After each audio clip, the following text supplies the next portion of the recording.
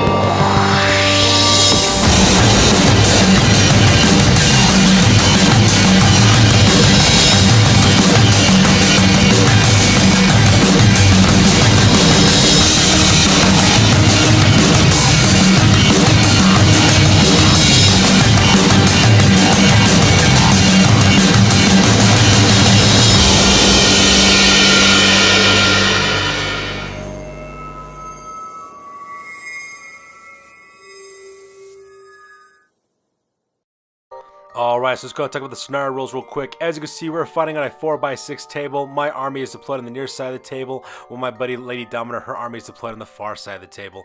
As for scenario rules, there really isn't so much scenario rules in this one because, like I said before in previous battle reports for Warhammer 40,000, my gaming group and I are still getting used to some of the rules. Hopefully by the next time we put another battle report out, we'll have the rules comfortable enough to where we can start using command points. Same thing with using stratagems as well as objectives. But for right now, though, we're just happy just killing each other like decent human beings and fighting against each other until one person breaks. So as you can see, we got a lot of terrain spread throughout. We got gantry walkways, ruined buildings, site blockers, all kinds of different things. We're fighting on an urban wasteland. So with that being said, ladies and gentlemen, let's talk about the battle plan real fast. Alright, so here is the battle plan. As you can see, I am deploying the near side of the table. My friend Lady Domina, her Kha'Sherhan, is deploying the far side of the table. We'll get a little bit more detail on deployment, but what's going on right now is that my opponent has some really soft kind of targets right there on the right-hand side of her army. She mainly has her Chaos Cultist as well as her Dark Alkalite, Sargon Aragesh, as well as the Talok, which is her Predator, as well as Amariel Inca, the Flesh Harvester, which is also her Hellbrute, looking on the right hand side. So what I'm going to try to do is I'm going to try to focus most of my attacks on her right hand flank, using my 2 assault kill teams right there in the middle of the table, as well as my suppressing kill teams on the right hand side, as well as Nihilus, who's my Venerable Dreadnought. The idea is that my plan is to just kind of sucker them in the right hand flank, attack those soft target choices, take those out very quickly, and then steamroll right over to the right hand side and try to take out her Space Marines of the I believe they're called the Obsidian Brotherhood, as well as the Onyx Order, which is her chosen as well, and take on her general, which is of course Iskander Kaon, the sorcerer who's the commander for this army on this one. As you can also see, I also got 2 deployment little markers right there in the back there, represented by the white circles and the white bases. Those are my deployment Homer beacon, my teleport Homer beacons. I got one next to the West Superette here on the left hand side, as well as the back corner of the MCI Chemical Work tanks on the right hand side. That way I can use my heavy support unit, what has the Terminator inside of it, to teleport to one of those 2 areas and kind of reposition myself for attack. So that's pretty much the battle plan I'm kind of going with on this one. Alright, so with the battle plan over, let's go and talk about deployment of my Deathwatch. As you can see on the left-hand side, I have my very first kill team. That's Kill Team Teldorax. That's led by my 2 CheapSkate assault members. As you can see, I have a Deathwatch biker as well as 2 Vanguard veterans. In the back there, I also got a black shield with a storm shield and power maul, as well as Commander Sergeant Teldorax of the Knights of the Raven. He's packing a shotgun on that part. My 2 Vanguard veterans, they have pair lightning claws. The other one has a chainsaw and power and hand flamer, while my biker just is a normal biker as well. And pretty much I'm going to send those guys forward to cause as much damage as I can against my opponent's havocs, which are located across the table for me. On the right hand side as well, I also got my other kill team as well. And that is Kill Team Zelkaon, which is basically a 4-man little kill team right there. In the very front there, I also have my black shield armor, the Grand Thunderhammer. I also have my sergeant who's got a plasma gun as well as a force power sword, and as well as 2 other Deathwatch veterans just armed with bolt guns and power swords and chain swords for that matter. However, what's important thing about these guys is that right next to them on the right hand side, I have Apostolary Gaius. That's my librarian who's located in that unit as well. He's got a bolt pistol as well as a force sword. And right behind them, of course, I have my chaplain, that's Champion Cassius as well, and that kind of makes up my assault team. That way my champion can give, like, the bonuses that he gets for close combat to my 2 assault teams, and that way I can go after the softer targets like the Havocs, which are in the middle of my Lady Domina's deployment area, as well as those Chaos Cultists as well if I manage to get in contact with those guys. And finally, my right-hand flank, starting off on the left-hand side, that is Kill Team Cruel was the name of the unit. That's kind of like one of my more heavy support units. That unit has 2 Stalker pattern bolt guns, as well as 2 frag cannons as well, because those things are absolutely deadly. Right behind them, of course, is my Warlord, that's Watch Captain Artemis as well. If you notice in the very far back there, I also have a teleport beacon in case I gotta fall back and cause some problems that way. Also on the far right-hand side, I also have Nihilus. That's my my Venerable Dreadnought. He's got a twin last cannon as well as a close combat weapon with a heavy flamer, so hopefully I can put some some pain onto Immortal Inca, which is Lady Domina's Hellbrute, so hopefully I can put some pain on that way. And then right behind them I have Kill Team Dothros. Kill Team Dothros is my heavy support kill team. In that unit I got 2 pairs of, I believe, Common Melters, as well as another character carrying a Storm Shield and Common Melter as well. I also got my Terminator located in that unit. He's got a Melt-A-Fist as well as a heavy flamer, so these guys are definitely my heavy supports.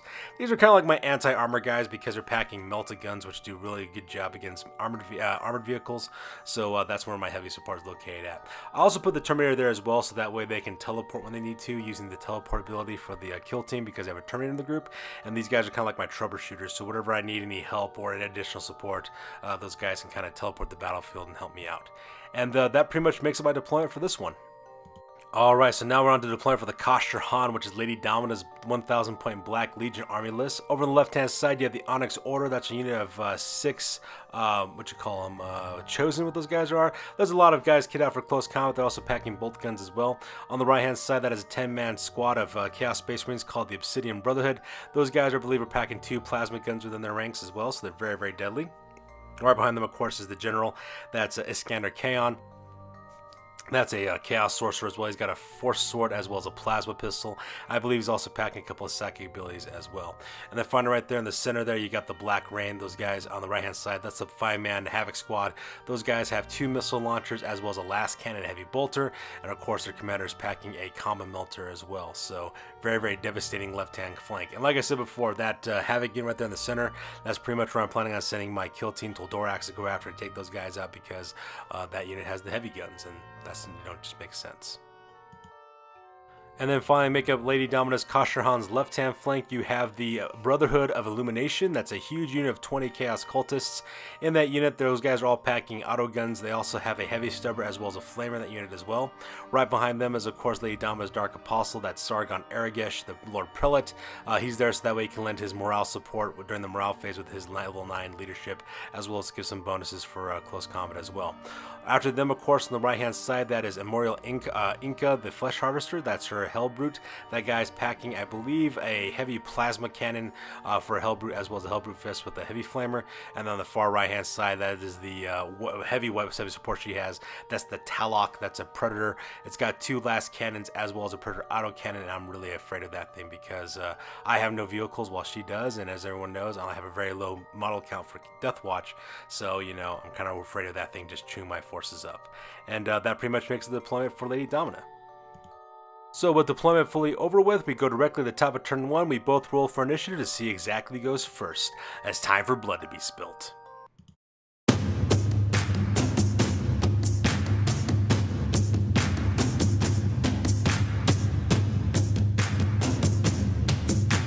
Alright, so that takes us directly to the top of turn 1 for the Deathwatch, and this photo is taken after the move phase, and as you can see in this photo, pretty much what I decided to do is I start assaulting forward with Deathwatch. These guys have a very low model count, and basically the best way to fight with these guys is to take the offensive in every situation, because these guys are basically like special forces soldiers. So starting on the left hand side, you see the first thing I do is I launch up Kill Team Toldorax. I have them move up as quickly as they possibly can up that gantry walkway, getting within shooting range against the Black Rain, which is that unit of 5-man Havocs right there on the other side of the gantry walkway. That does put me within rapid fire range for my bike, so that's kind of nice. I'll be able to get 4 shots off. It won't really do much for the rest of my units though, except because that does get me within bolt pistol range, but that's pretty much about it. Like I said before, my plan is to pretty much shoot up that unit of Havocs, and hopefully if I'm really lucky, I can make those guys run away with morale phase, and then I don't have to worry about the heavy support. At the same time, in the center of the table there as well, I move up to kill teams at Chaon. I move those up and I advance them up to that little sight blocker there in the middle of the table, which is that makeshift wall of fortification, so that way they're out of the line of fire. Right behind them, of course, I have Chaplain Cassius, as well as Apostle Gaius as well, to kind of lend some support with psychic abilities, as well as support with morale and fighting ability with the Chaplain. Meanwhile, on the right hand side, you can't really see it because it's blocked by the building there from the inside Chemical Works, but don't worry, I'll show a close up here in a second. I move up Watch Captain Artemis as well as Kill Team Cruel, so that way they get a little bit closer to those Chaos Cultists, so that way I can put some pain onto those guys. At the same time, on the right hand side, I move up Nihilus. I advance that guy up to the right hand side of the Alexander's apartment store, so that way you can start taking some flanking fire. That way you can start putting some flanking fire onto the Talok there on the right hand side of the board, and maybe engage Inca, Emerald Inca, the Flesh Harvester as well, because those Hellbrute as well as Predators give me kind of a nightmare at the same time. I'm kind of a little worried about those guys. And in support, of course, I move up to Kill Team Dothros, so that way they can lend some anti-armor support they need to with their melta guns. And that pretty much makes up the move phase on this one. Here's a quick close-up on my right-hand flank. As you see, I got Kill Team Cruel as well as Watch Captain Artemis getting to the left-hand side of the West Superette. So that way I can start using my frag cannons and start putting down some pain and, rain some death and destruction on those Chaos Cultists. On the right-hand side, you see I have Nihilus taking point with Kill Team Dothros right behind them to lend some support as well. And here's a close-up of Kill Team Toldorax, so that way they can lay down some suppressive fire onto the Havocs of the Black Rain. And at the same time, there's a close-up of Kill Teams at Chaon taking positions there right behind that little sight blocker there in the center of the table on the right-hand side. And that pretty much makes the move phase on this one. So with move phase over, we go directly to the Psychic phase. In the Psychic phase, the very first ability I get off of my Psychic powers is Veil of Time. What that does, it allows me to reroll charges as well as advance rolls, and so that way the idea is that way they can also fight first in the fight phase as well. Like I said before, my plan is to pretty much cause some destruction with my long range shooting from my Deathwatch bike as well as my assault team, and if I'm really lucky during the charge phase, I can charge those guys inward and take on that Havoc squad and hopefully wipe those guys off the face of the planet, so that way I don't have to worry about that long range heavy fire support. And that pretty much makes the Psychic phase on this left hand side. And I also managed to cast Might of Heroes by Apostle Gaius onto Watch Captain Artemis. That way that guy gets +1 to his strength, his toughness, as well as attack in case my opponent tries to move anything forward like the Talok or any one of his forces here on the right hand side. And that pretty much makes up my Psychic phase on this one. So with Psychic phase over, we go directly to the shooting phase.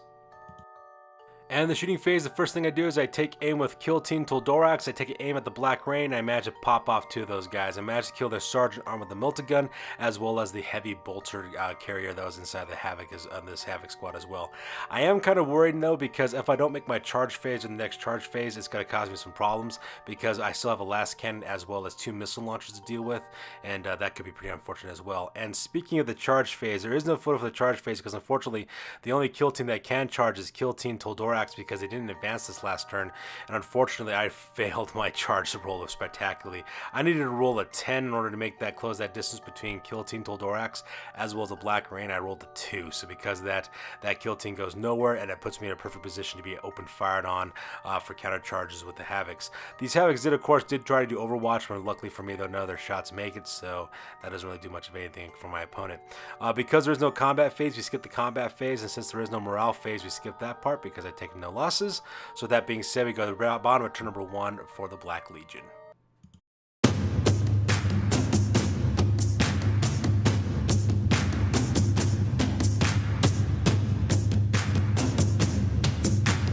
Alright, so this photo is taken directly after the moon phase, and as you can see, Lady Dawn does not waste any time whatsoever sending the Kha'Sherhan hitting straight to my military forces. Over on the right hand side, the first thing that she does, she advances with Memorial Inca, the Flesh Harvester, her Hellbrute. As you can see, he gets over there to the other side of the Alexander's apartment store. It looks like what she's trying to do is get them around the corner, so that way he can start engaging Nihilus, my vulnerable Dreadnought, and get those guys into a good old-fashioned Dreadnought fight.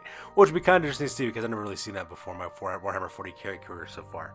At the same time, she also moves the Talak up forward also as well. She doesn't advance him, she just moves up his normal maximum moon allowance right between that sight blocker there on the left hand side, as well as the Alexander's apartment store, because she wants to open up with some heavy last cannons as well as her heavy bolter and her predator autocannon against my Kill Team Cruel, which could be very, very bad for me at the same time. Meanwhile, at the same time, she also advances forward with her Brotherhood of Illumination, as well as a Sargon Aragesh, her Dark Apostle as well. As you can see in the top of that little gantry walkway on the right hand side, those guys climb up to the second floor. Because they advance, they will not be able to shoot, but at the same time, though, they're in a good cover position to lay down some overwatching fire directly onto kill teams like Kaon, as well as Kill Team Toldorax as well, which could prove very, very brutal for me. At the same time, she keeps her Black Rain exactly where they're located at, because those guys are carrying heavy weapons, so she moves, they have -1 to hit, so why would she move them, especially since they're within range of my Kill Team Toldorax. Meanwhile, on the left hand side, she advances with her Obsidian Brotherhood, her 10-man squad of Chaos Space Marines, moves them there, as well as the Obsidian the Onyx Order, which is her 6-man chosen unit, as well as her General Iskander Kaon. She moves those guys over, sweep over to the left hand side. It looks like what she's trying to do is set up their forces on the left hand gantry walkway, so that way she can catch my Kill Team Toldorax in a crossfire, which is absolutely brutal at that point. Here's a close-up of the Space Marine elements of our army. As you can see, the Obsidian Brotherhood, as well as the Onyx Order and Iskander Chaos, are taking positions in the left-hand flank to assault me on the left-hand side, which could be pretty brutal because these guys are really good at fighting as well as shooting, so that could prove really bad, especially if she manages to catch me in an L-shaped crossfire. That would be absolutely devastating for my kill teams. Meanwhile, here on the right hand side, you can see that her Brotherhood of Illumination, her 20-man squad of Chaos Cultists, they advance forward to the second platform of this gantry walkway, so they will not be able to shoot. However, if she manages to steal initiative on turn 2, or manages to get to the shooting phase in turn 2, it puts her in position to land some long-range fire onto kill teams like Kaon or Kill Team Toldorax, one on my left-hand flank, and that would cause my left-hand flank to crumble if she manages to land that off. At the same time, at the base of that walkway, that is Sargon Aragesh, the Lord Prelator. That's her Dark Apostle. He's also located there at the base of the wall. That way, he's not within range in order to climb up to the top, but at the same time, he is within range to give his Dark Zealotry abilities off on those Chaos Cultists, as well as to give those guys his morale in case any injuries come in through the morale phase. So that's where Sargon Aragesh is located at. And finally, here's a close-up of her right-hand flank. As you can see, we have the Talak moving forward between the Alexander's department store as well as that ruin structure on the left-hand side. That guy's going to put down some heavy weapons fire with his last cannons as well as Predator autocannon against Kill Team Cruel, which is kind of like in the center of the battlefield, so that's kind of rough. At the same time, on the right-hand side, she has a Memorial Inca, the Flesh Harvester, getting around the edge of Alexander's department store to engage Nihilus, the Venerable Dreadnought. With the movement phase over, we go directly to the Psychic phase, and we'll see exactly what happens on that one. During the Psychic phase, Lady Dominus Iskander Kaon managed to get the Prescience off onto the units of the Black Rain, which means they get +1 to hit until the next Psychic phase as well, which could be absolutely deadly because those Havocs are packing a last cannon as well as 2 missile launchers, and that could prove very disastrous to any kill team they decide to open fire on, so that's pretty rough. At the same time, Iskander Kaon does cast Warp Time onto the Onyx Order, so because of those guys get to move again as if it was the movement phase. As you can see in this photo, these guys advance forward onto that gantry walkway as well. That does put them in a perfect position with their 6-inch movement in order to shoot out a crossfire on Kill Team Toldorax. And that pretty much makes the Psychic phase on this one. So with Psychic phase over, we go directly to the shooting phase. Alright, so during the shooting phase, as you can see in this photo, Kill Team Toldorax just took a beating, and the only beating they really took was from the Black Rain, which is those 3 Havocs. What ended up happening is my friend Lady Dominus, she decided to open up their last cannon, managed to evaporate my Death Biker like it didn't even exist.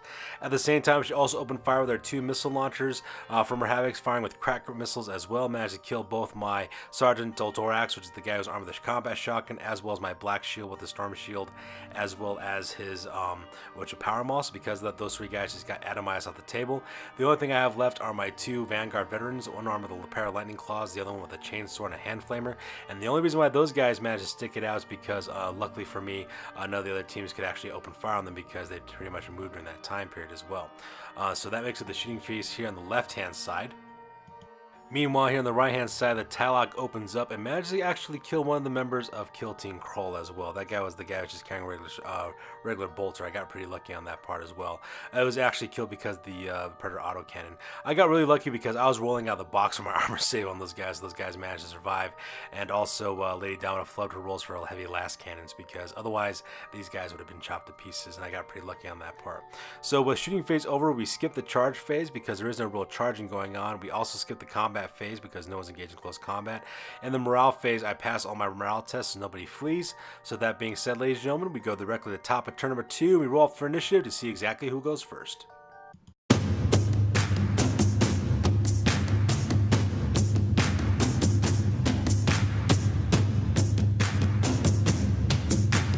And unfortunately for me, the Chaos Gods have manipulated fate, and we go directly to the top of turn number 2 for the Black Legion. This photo is taken directly after the movement phase. As you can see on the right hand on this photo, not much movement's really going on for Lady Domina. All she really managed to do is to move up Iskander Kaon to the base of that gantry walkway on the left hand side, so that way he was in cover. At the same time, she also moves up Sargon Aragesh, the Dark Apostle, up to the 2nd level of that gantry walkway to join with those Chaos Cultists of the Brotherhood of Illumination as well, to lend up his support as well.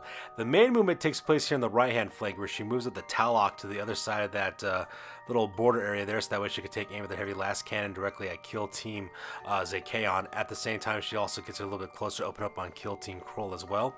Also on the right-hand side, you really can't see it, but don't worry, I'm going to zoom in here in a second. She also moves up Memorial Inca, the Flesh Harvester, to flank around the Alexander's apartment store and puts him with direct position to open fire against my Venerable Drendalat Nihilus as well. And that pretty much makes up our movement phase on this one. Here's a close-up of the Onyx Order, just kind of moving over 6 inches to the right, so that way they get in a good position to open fire as well. You can also kind of see it as well there a little bit in the middle. You can see the Obsidian Brotherhood also taking up cover positions between all 4 of these gantry walkways, so that way they can lay down some suppressive fire onto any kill teams that start moving their way. As you can see in this photo on the very bottom there, Iskander Kaon, that's a close-up of him moving up to the base of that walkway, so that way he's in that cover position, and that way he can also lend some stacking abilities to the rest of his army. Meanwhile, on the center of the table, here's a close-up of the Obsidian Brotherhood, taking up positions with the intersection of those walkways, so that way they can lay down some suppressive fire against Kill Team Zakaon, as well as Kill Team Kroll, in case they decide to go across that opening there to engage the Brotherhood of Illumination. And finally, here's a close-up of Lady Domina's right-hand flank with the Talok getting ready to bear down some guns onto Kill Team Kroll on the left-hand side, as well as Memorial Inca getting ready to lay down some heavy fire onto Nihilus, the Dreadnought, on the right-hand side.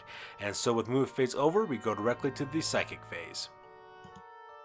So as you can see in the Psychic phase, Lady Domina does manage to get off warp time and puts onto the Onyx Order as well. So you can see that those 6 chosen have taken up positions right there in the center of the gantry walkway, getting ready to put them in a perfect charge position into the members of the remaining members anyways of Kill Team Toldorax, or they can also shoot on them during the shooting phase too, which could also be pretty cool. At the same time, she does try to cast Prescience as well, but unfortunately for her though, she fails her Psychic test and is able to get that power off. So with the Psychic phase over, we go directly to the shooting phase. As you can see in this photo, the remainders of Kill Team Toldorax, my 2 Vanguard veterans, got blasted off the table. What ended up happening is that Lady Domina opened up with the Black Rain, which is her Havoc Squad. That last cannon, as well as 2 frag missiles from the missile launchers, was enough to take out the remainder of that kill team. And those guys have just evaporated off the planet. And right off the bat, 1/4 of my combat force from my army is now dead. At the same time, for Kill Team Zakaon, that entire kill team just got evaporated off the planet.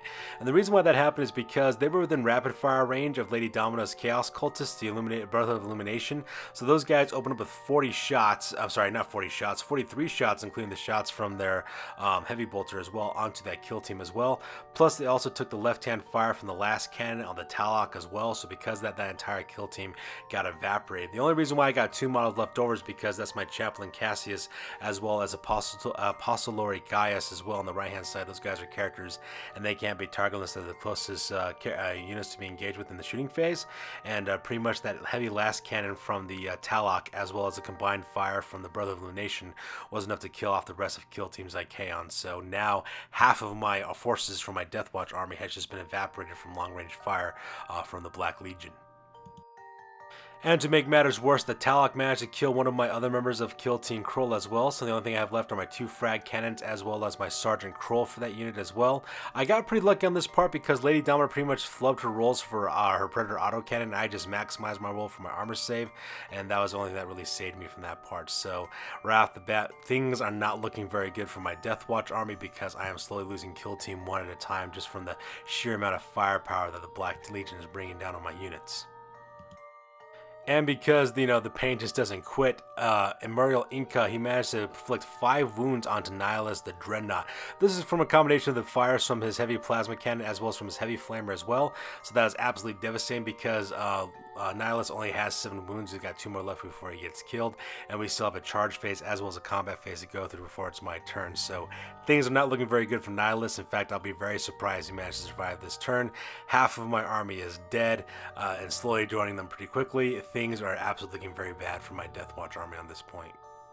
With the shooting phase over, we go directly to the charge phase. So as you can see in this photo, the Talaka decides to charge forward directly into Kill Team Kroll to finish me off, and things are looking very bad at that point. I'll be really devastated if that Predator manages to wipe out my kill team, so things are not looking very good here for my army at this point. And to make things absolutely worse, Emurial Inca, the Flesh Harvester, managed to get off successful charge against Nihilus, the Veritable Dreadnought as well, so those two will be fighting it out in a good old-fashioned Dreadnought fight. So with the charge phase over, we go directly to the combat phase. And this is where things get kind of interesting in the combat phase. During this time period, my friend Lady Domina and I, myself included, we thought when vehicles charged into combat, it was going to be absolutely brutal against my kill team, because I was just imagining this thing just running over my guys like a speed bump and just charging right through them, engaging Watch Captain Artemis as well. But it turns out that in Warhammer 40k, especially in the 8th edition of 40k, vehicles don't do really well in close combat at all. In fact, as you can see in this photo, none of my guys end up being killed, and I managed to inflict 2 wounds against the Predator, which is actually kind of interesting. You would think it would be that vehicles would have no problem just run over people in the combat phase, but apparently that's not the case at all. In fact, I was pretty surprised to see exactly what happened during this phase as well. When Lady Dama was telling what her weapon skill was for a Predator, I was like, excuse me, that actually happened? She says, yeah, it's not very good in close combat. So it's kind of a beginning mistake for Lady Domina, but at the same time, it's also a mistake for me as well, because I did not realize that vehicles were not that deadly in close combat. Of course, it ends up working in my favor in that case, but at the same time, though, you have to understand, I thought these guys would be just totally whacked off the face of the planet when that Predator just kind of rolled in on them, but, things kind of changed in that fact. So as you can see there, I managed to inflict 2 wounds on the Talak, and Lady Domina was unable to inflict any wounds for my force on this side, so that was pretty cool. However, on the right-hand side, though, Emurial Inca had no problem putting the smackdown onto Nihilus, so he just destroyed my Dreadnought as well. Luckily for Lady Domina, I filled my explosive chest to see if my Venerable Dreadnought exploded, so because of that, he just goes out without a whimper as well, and that guy is now standing proud, looking at Kill Team Dothras right across from him, so in order to cause some pain that way as well. When it comes to morale phase, I actually passed all my morale tests. The only morale phase that I basically failed was for Kill Team Kroll, but I managed to pass that one because of No Fear special ability. I was able to reroll my filled morale test on that part, so that was pretty nice as well. So that being said, we go directly to the bottom of turn number 2 for the Deathwatch.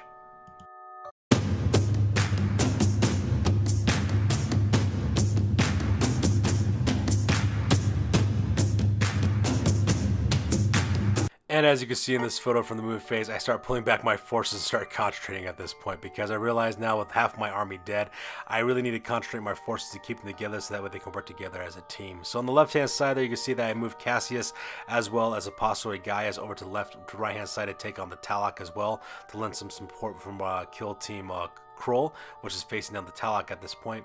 At the same time as well, I've also moved forward my Kill Team Dothros to give them range with their melted guns against Inca, the Emurial Inca, the Flesh Harvester, to cause some pain that way as well. I also move up Watch Captain Artemis. He's on the other side of that chemical tanks for the MCI Chemical Works.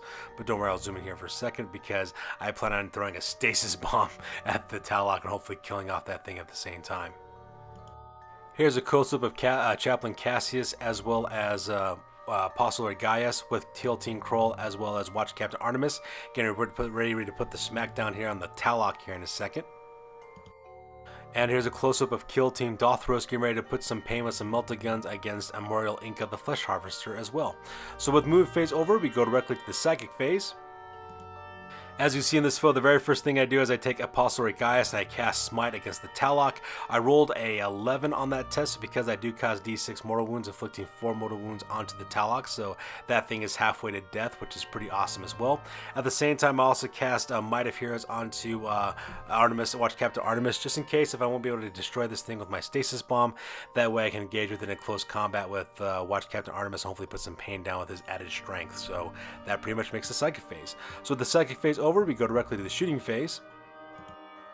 And as you can see in this photo, things start turning around for the Deathwatch at this point. I take aim with Watch Captain Artemis, I launch my Stasis Bomb, and not only does that Stasis Bomb manage to hit, it also causes 6 mortal wounds against the Talok as well. And to make things even better, because that thing has to take an explosive test, Lady Domina fails her explosion test, and so because of the rest of my forces are completely unscathed from the Talok being destroyed, and that was absolutely beautiful to see that happen. And because I don't have to worry about the Talok, Apostle Gaius, as well as Brother Chaplain Cassius, as well as the members of Teal Team Kroll, they open up with their assault frag cannons, as well with their normal small arms against the Brotherhood of Elimination. I managed to kill 5 of those guys at the same time, so that was kind of cool too. So that's 5 less Chaos Cultists for me to worry about. That's at this time. However, the real heroes this time wasn't Watch Captain Artemis with his Stasis Bomb, it was Kill Team Dothros with their freaking Melta-Guns.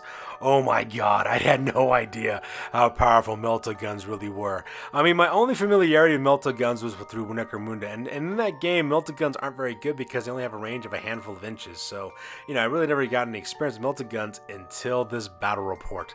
I put my Kill Team Dothros online, they took aim with their combo Meltas, as well as the Power Melta, the Melta Fist from my Terminator, as well as Heavy Flamer, as well as the Heavy Flamer from the Infernus Bolter. We took aim at Amorial Inca, the Flesh Harvester, and we melted that guy to oblivion. It was absolutely devastating to watch the number of wounds these things cause. And because this guy was within 8 inches of my kill team, that puts him within half range, so when I calculated damage, I rolled 2d6. I got to pick the highest of the 2 rolls to cause damage, so that was absolutely, just spectacular to watch that thing just evaporate like that. And to make things worse for Lady Domina, when she rolled to see if Amorial Inca would explode, she failed that roll, so because of that, he just kind of goes away into the sweet, sweet nothingness of pure death. And that was absolutely amazing to see that happen. I mean, I was just surprised to see the amount of destruction Kill Team Dothros could actually bring on this one. So, maybe there might be some hope left from her army, because now her 2 heavy support choices are really gone with her Hellbrute as well as her Talok. So that leaves up ready nothing more than Chaos Space Marines and Chaos Cultists. I'm still on the ropes because half my army has been destroyed at this point, but I have a little bit of hope now. So with that being said, ladies and gentlemen, we kind of skipped the combat phase and the charge phases because there is no real point in doing so at this point. Same thing with the morale phase. So with that being said, we go directly to the top of turn number 3 and we roll off for initiative.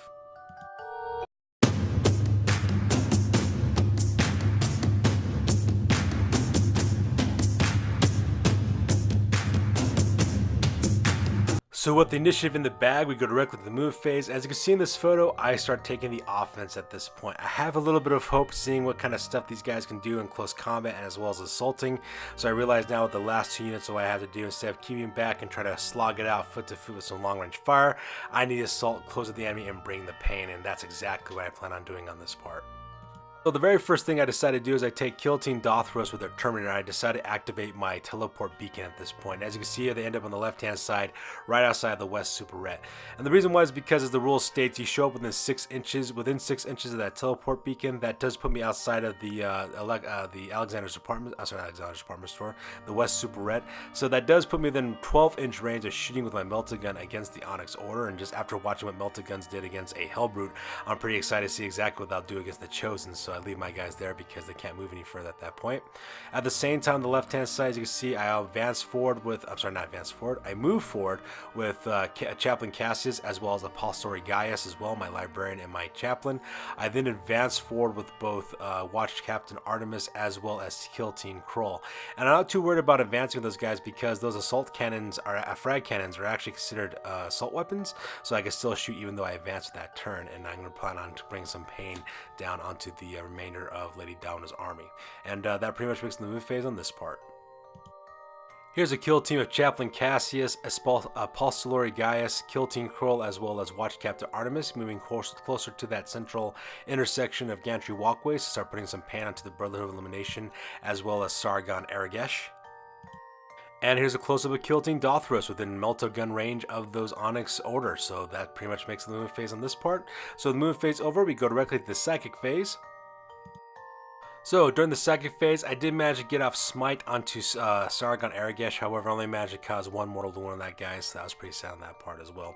I did try to cast, Might of Heroes again onto Artemis as well, but unfortunately for me though, I was unable to get that Psychic ability off. I think I rolled a 3, so because of that Psychic ability was pretty much just wasted at that point. So with Psychic phase over, we go directly to the Shooting phase. And as you can see in this photo, there used to be a large unit of Chaos Cultists on this walkway, but they are now gone. And the reason why that happened is because of the sheer firepower that is a frag cannon. I had 2 frag cannons in Kill Team Kroll, and when you fire those frag cannons for the assault, you get 2d6 worth of shots. Those things cause maximum strength, maximum damage as well, as you can see in that little toll there as well. I just managed to take those guys down. I managed to kill 13 Chaos Cultists by the time it was all said and done as well. And this is also including the combined fire from Chaplain Cassius as well as Apostolary Gaius as well, using Hellfire rounds with getting a wound up on a 2-up. So that was absolutely devastating. The rest of the guys had to fly off the table because of the they just failed the morale test at that point. And even though Sargon Aragesh was there to lend his leadership, they just took so many losses, it really didn't really matter for that much. So because of that, those Chaos Cultists are now absolutely gone. And the reason why I bring that up as well, the Battle Shock, the morale phase, is because I didn't charge or have any close combat, so we go straight to the morale phase in that part. And so that huge unit of Chaos Cultists is now gone, and things are looking very, very good for my army at this point. So that was absolutely fantastic to see the amount of damage these guys caused on the right-hand flank. At the same time, the melted gun fire from Kill Team Dothros managed to kill 2 members of the Chosen as well. There's still 4 guys left, which is still kind of dangerous because Chosen are Chosen, and Chosen are always dangerous no matter how many number there are. But at the same time though, that's 2 less Chosen I really got to worry about. At this point though, those guys did have to take a morale test, but because they're Chaos Space Marines, and everyone knows Space Marines don't break, so because of that, those guys just kind of stand their ground as well. So with the shooting phase over, we skip charge phase as well as combat phase. We already talked about the morale phase as well. We go directly to the bottom of turn number 3 for the Black Legion.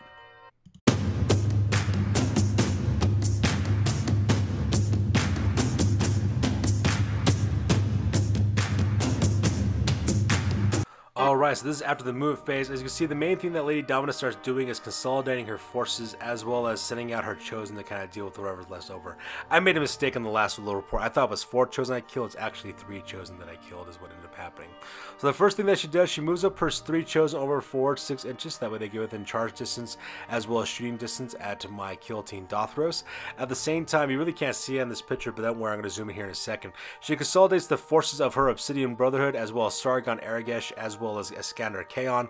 Those guys spend this turn advancing forward and getting right next to the members of the Obsidian Brotherhood, so that way they can kind of concentrate fire as well as concentrate their forces. At the same time, she also moves up the Black Ray in their normal 6-inch movement, so that way she could put them within firing range of hitting either Kill Team Dothros or Kill Team Kroll with my characters on the right hand side, so that way she could also bring the pain as well. And that pretty much makes the movement phase on this one.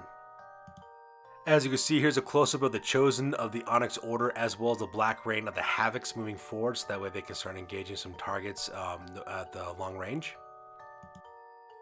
And here's a close-up of Sargon Aragesh advancing as quick as he possibly can to join with the Obsidian Brotherhood, so that way he can lend his morale support for these guys against any incoming fires that come their way. And finally, here's a close-up of Lady Domina's General Iskander Kaon, getting within range of his Obsidian Brotherhood, as well as the Black Rain, as well as the Onyx Order. That way he can lend out some psychic abilities if he needs to. So with move phase over, we go directly to the psychic phase. And unfortunately for Lady Domina, her second phase got shut down because I denied the witch test with my Apostle Gaius as well. I was able to stop both those psychic phases from happening. So because that, we go directly to the shooting phase, and the only people that are able to shoot during this time period as well is her two members of the Obsidian Order. They opened fire onto Chaplain Cassius. After all the combined fire was said and done, though, they only managed to inflict 3 wounds onto him, and the reason why they were able to do that is because 2 of their plasma guns managed to cause the wounds, as well as 1 random bolter shot as well. So things are looking very bad for Chaplain Cassius at this point, but at the same time, though, I'm just going to keep on advancing forward because at this time it's go for broke time, because other than that I will lose, and if I'm going to lose, I manage to cause as much destruction as humanly possible. Meanwhile, over here on the right-hand side, she does manage to kill, I believe, one of my kill team operators as well. I think it's one of the guys armed with a common melta is who she ended up managing to kill. That was because of her Onyx Order was able to do that. Unfortunately for her, Black Rain just kind of flubbed her rolls for all 3 of her heavy weapons, so she was unable to hit anything as well. So that pretty much makes up the shooting phase at this point. So with shooting phase over, we go directly to the charge phase. And as crazy as it may sound, she did manage to land a long bomb charge with her Onyx Order. She managed to roll a perfect boxcars. That's 12 for her charge range. So because of that, 3 members of the Chosen of the Onyx Order to get thrown in with Kill Team Dothros as well. So I'm pretty excited to see exactly what happened on this one, because I never really fought close combat before in my Deathwatch. I'm excited to see exactly what these guys can do in close combat. So with charge phase over, we go directly to the combat phase. And as you can see in this photo, it ended up being very, very bad for Lady Dom at this point. Most of her attacks were directed against my Sergeant, who was carrying a Storm Shield at the time. So because they does get the additional bonuses from save with that Storm Shield, so she was unable to inflict a single wound on my guys. However, my 3 members of my Deathwatch of Kill Team Dothros was able to put the smackdown onto those Chosen and managed to wipe those guys to a man. So with the combat phase over, we go directly to the morale phase. Since there's only 1 unit that took any damage, that was the Chosen. They're off the table. So because that, we skip the morale phase and go directly to the top of turn number 4, and we roll off the initiative to see who goes first.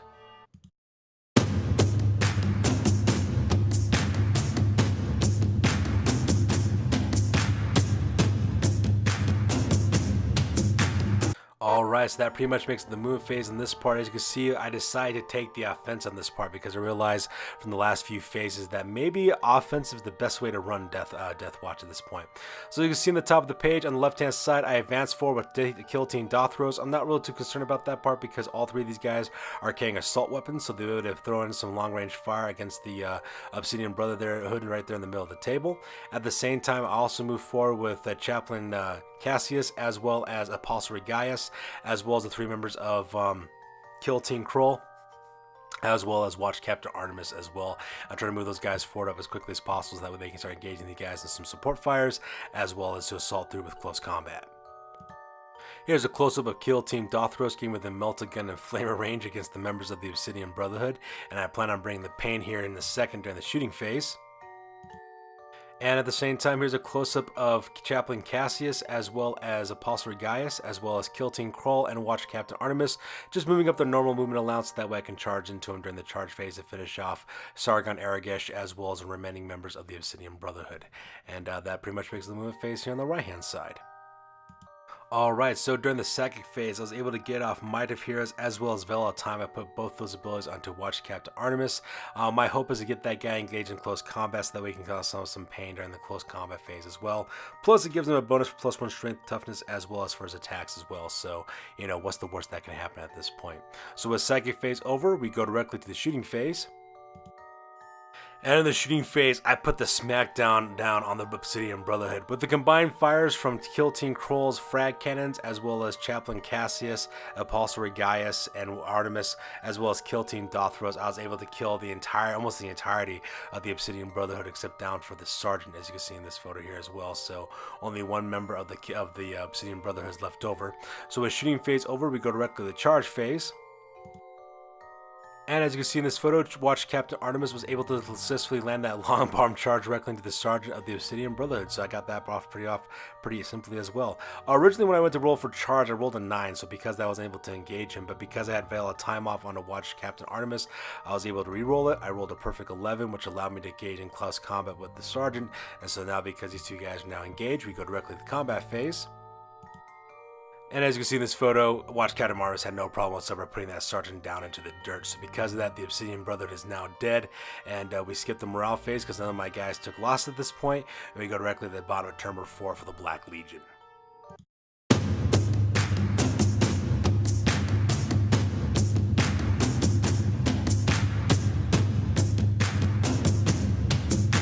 So that being said, we go directly to the move phase. As you can see in this photo, Lady Diamond decides to scream yellow into the air and start sending Iskander Khan to take on Artemis, the watch captain of Tertius company of the Deathwatch. So you can see in this photo, they're only a couple of inches apart because Lady Diamond moved her guy forward.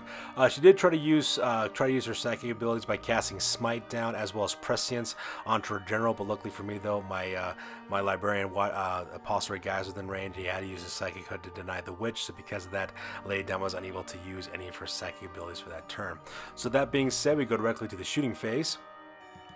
And unfortunately for Lady Diamond, none of her Havocs really had line of sight onto any of my units, so because that, none of her Havocs get to shoot for the Black Rain. However, Lady Diamond's General Iskander Khan was in point blank range for his plasma pistol, did an overcharged shot and managed to inflict 2 wounds onto Watch Captain Artemis, so that was pretty brutal as well. So with the shooting phase over, we go directly to the charge phase. And with a big no duh, she charges in Iskander Khan to engage Watch Captain Artemis, which is also kind of good as well because Watch Captain Artemis does have the Might of Heroes on him. That gives him +1 to his strength, +1 to his toughness. It also gives him 5 attacks instead of 4 as well, so it'll be kind of interesting to see exactly what happens. So because of that, Iskander Khan and Watch Captain Artemis do engage each other in close combat. And surprisingly enough, it ended up in a draw. Basically, I was only able to inflict 2 wounds onto Iskander Khan in the end, and Iskander Khan was able to inflict any wounds onto me as well. So because of that, both of our generals are now carrying 2 wounds, and they will also have to go again for another round of close combat. So with morale phase over, because no one else took loss and their combat phase over as well, we go directly to the top of turn number 5 and roll for initiative. And it's this time that Lady Diamond decides to concede the game at this point because she realizes the only thing she has left are 3 Havocs as well as her general who's halfway to being dead, and she realizes she doesn't have enough forces to kind of turn it around at this point. So this ended up being a victory for yours truly in the end. So with that being said, ladies and gentlemen, we're going to go directly to the after action report because this battle report is now officially over. Sure, I could have stayed in the past. Could have even been king. But in my own way, I am king. Hail to the king, baby.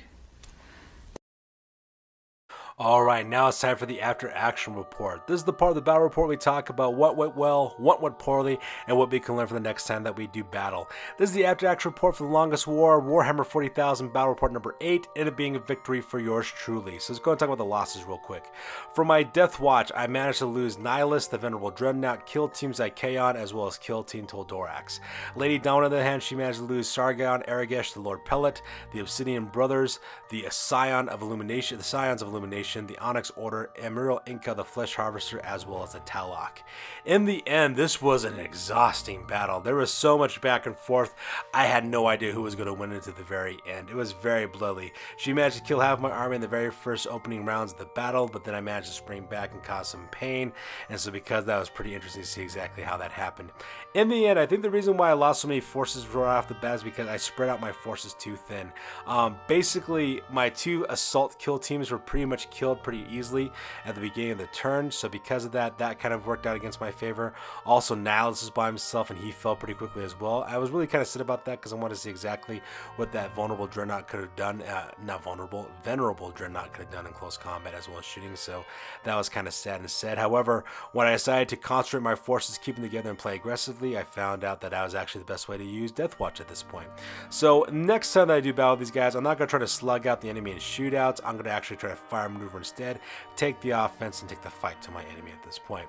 In the end, the only reason why I was able to win this battle report is because of 2 things. Those are melta guns and frag cannons. They're the only thing that pretty much saved me for this one. I had no idea how deadly melta guns could actually be, but it actually destroyed a couple of things. First off, it destroyed Emerald Inca, the Flesh Harvester.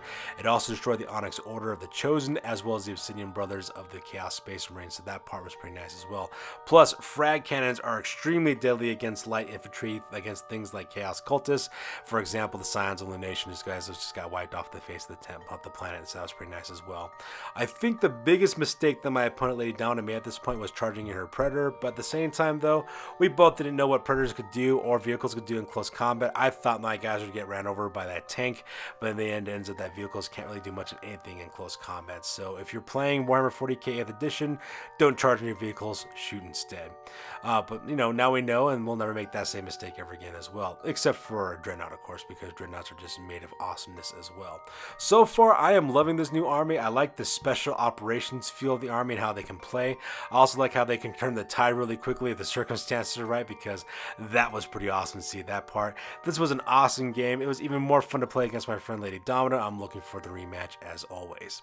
So that's going to do it for this one, you guys. As always, feel free to like, comment, and or subscribe. Your guys' input is invaluable as always. Also, check us out on Facebook, Google+, Instagram, as well as Blogger for all the latest and greatest news on our hobby and what we're doing for armies. That's going to do it for this one, you guys. Battle Report number 8 for Warhammer 40k is now in the books. We will catch you guys on the next one. You guys stay classy. Peace out.